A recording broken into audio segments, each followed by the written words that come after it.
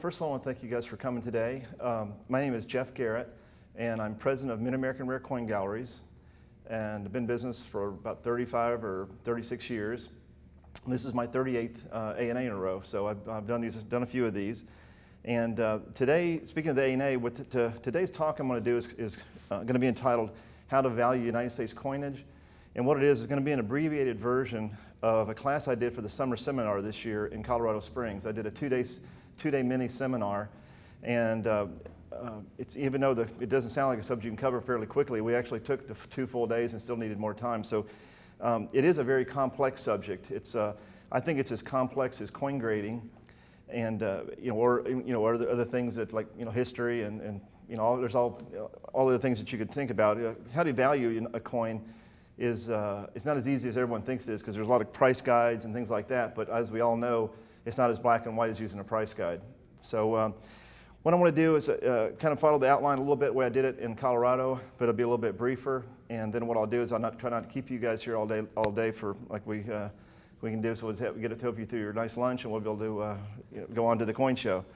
So when I started thinking about what I was going to do for my talk in Colorado Springs, I thought about how we should do it, and I always like to start at the beginning. And what I wanted to talk about is kind of like where we've been and where are we going with pricing. And I did a little research in my catalog, and coin pricing today, a lot of us take a lot for granted because there's so many resources to use. There's the internet. There's multiple price guides on almost every subject. There's specialty books on anything you could talk about. Morgan dollars, barber halves. You can name it. There's specialized books.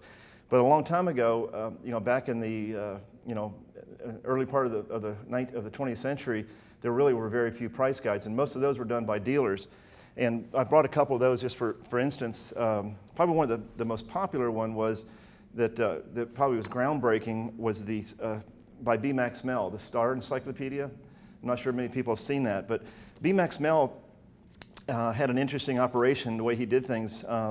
He was one of the early pioneers in like mass market of being a big coin dealer. I think someone said he had 75 or 100 employees in the 1930s in a coin company, which is pretty astounding. And he would put full-page ads in the paper offering to pay $500 for a 1913 Liberty nickel, which is in the 1920s and 30s was just an astounding amount of money. But of course, he already knew that there were only 5 coins known, and he knew exactly where the 5 were. So that was just kind of a marketing thing. And what he was really marketing was this book, and it was called the Star Encyclopedia. It's really interesting, and it's kind of like B. Max Mell has and it's pretty well illustrated. It's got photographs, and it's got a list of almost all U.S. coins, and kind of like his prices he would pay for these coins. And you look at, it's kind of fun to see them like $1804 or $1,000 to 2,000. So it's kind of like wishful. You can look at these things. It's kind of neat, but they really are kind of a neat little book. I mean, if anybody's ever seen them, they've got all of interesting world things in it. Some of the ones are really cool. They've got like this one has an interesting article about the Confederate half dollars. Like a pretty interesting article about it. The Confederate half dollar, which he talks about, how they came about and things. So he had some pretty good early articles. Also, there were some good pictures of B. Max Mell in his offices, and they're very common. You can buy these just for a few dollars a piece at a lot of dealers. So it's really a neat book. But it's one of the first books that really had coin pricing. And in his mass marketing he was doing, you look at the price of this book, it was $1. Well, that was a lot of money in the 1920s and 30s. This is how he made his money, was selling this book. He probably made more money selling, Star Encyclopedias than he did selling coins. So because everybody in the 1930s were, digging through their change trying to find a 1913 nickel or finding what else might be valuable. So that was a big part of his marketing. Also, he had auctions. And another thing that's interesting, B. Max Mell, he did some really big, major auctions over his career. And everybody thinks about what an auction is now and what they see here. He only did mail bid sales.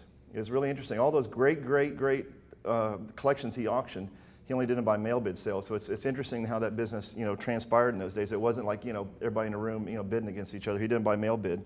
So that was kind of an interesting way that was. Another one, there was few other dealers. This was Norman Schultz. He was a big dealer in Salt Lake City, and I bought a few collections, and he put a little price book out what he would pay for coins. And there were several others that did something like that, but they're usually small little brochures like that, but not real coin books. Because a lot of times in those days, this was like groundbreakings, like like even like the collecting of coins by mint mark didn't even start till the 1890s. People didn't even care about mint marks until that. So it was really the infancy of the coin business. It was it's interesting to see how it developed over time.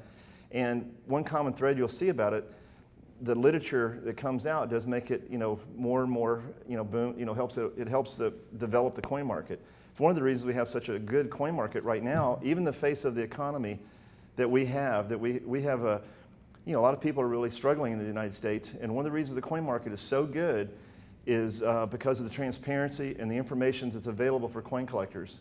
Coin collecting has by far more information about all the things that you want to know, and it's more transparent and easier to get a handle on pricing than almost any other collectible field. So that's really a big plus for us. And you'll see as we go through here that a lot of things that developed in the coin market to make it bigger had a lot to do with the coin pricing guides and things that came out like that.